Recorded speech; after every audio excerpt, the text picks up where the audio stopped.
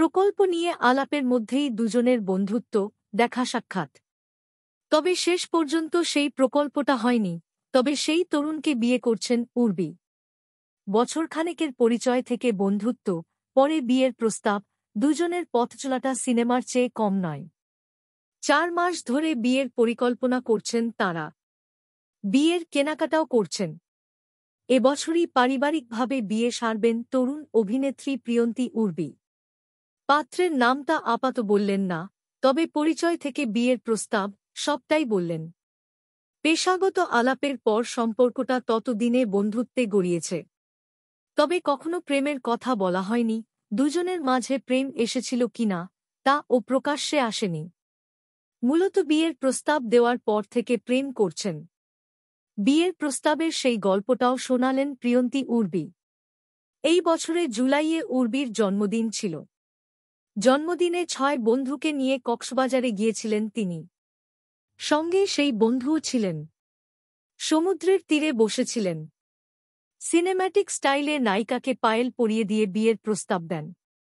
সেই বন্ধুর sense of হিউমারের অনুরাগী ছিলেন উর্বি।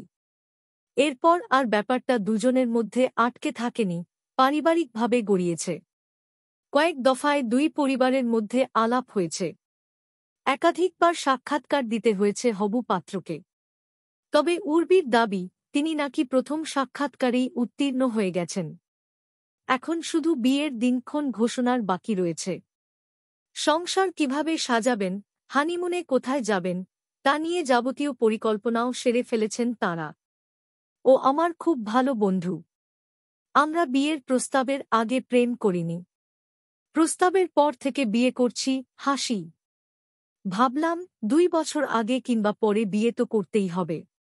আমাদের বোঝাপড়া খুব ভালো, বলেন এই তরুণ অভিনেত্রী। 2 দৃশ্যের ব্যবধান বছরখানেকের মতো। অনেকটা সিনেমার মতো।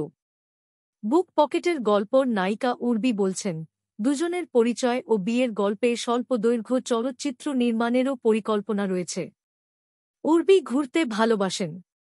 থাইল্যান্ড থেকে সিঙ্গাপুর, 7টিরও বেশি দেশে ঘুরেছেন।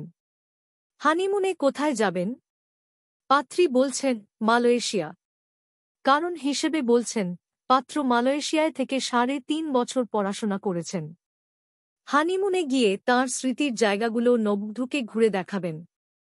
Immigration to Canada. We provide the best quality service and solution for Canada immigration. Please visit our website and contact for details.